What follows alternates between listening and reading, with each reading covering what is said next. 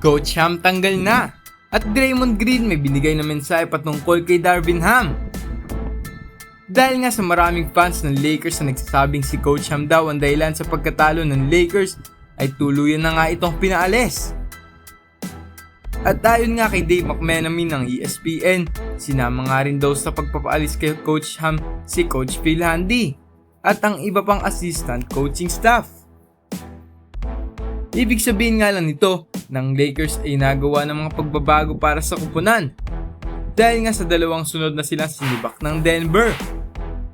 Well, sa ngayon nga ay gusto nito ni Rob Pelinka na mag-hire ng bagong head coach para sa Lakers. At ang top priority raw nila ay mapasaya nga itong si LeBron. At dahil nga hindi natutuwa ang players ng Lakers sa way ng pag-handle ni Coach Ham, ay kukuha si Rob Pelinka ng bagong head coach.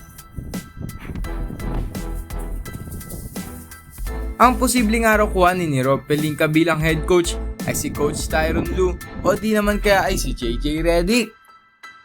Pero mas magandang araw kung si Coach Tyronn Lue.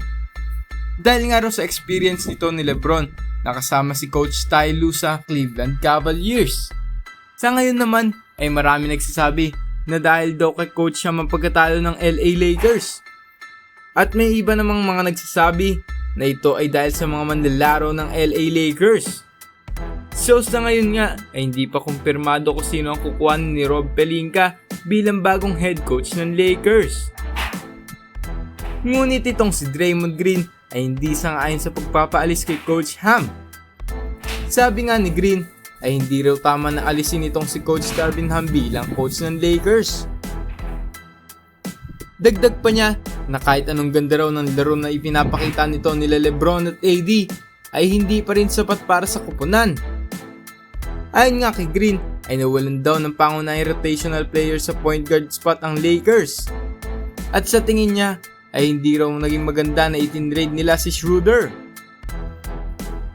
Sabi pa ni Draymond na si Gabe Vincent ay wala raw masyado na ibigay para sa kupunan ngayong season. Tingin niya nga rin ay hindi naging maganda ang roster sa bench ngayon ng LA Lakers. Well, ang pinupunto nga lang dito ni Draymond ay simple lang. Hindi raw si Coach Ham ang may kasalanan kung bakit natalo ang Lakers. Ano masasabi niyo sa pahayag ni Draymond Green mga idol? At ano naman ang masasabi niyo sa pagpapaalis ng Lakers kay Coach Ham? Makabubuti kaya ito sa Lakers? Comment down below at huwag kalimutan na mag-like and subscribe for more NBA news and updates. Maraming salamat and God bless po!